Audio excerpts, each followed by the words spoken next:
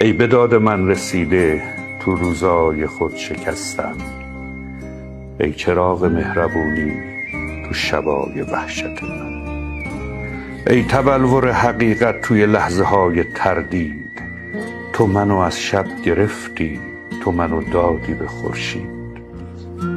یاور همیشه مومن، تو برو سفر سلامت، غم من نخور که دوری برای من شده عادت. ای طلوع اولین دوست، ای رفیق آخر من، به سلامت سفرت خوش ای یگانه یاور من.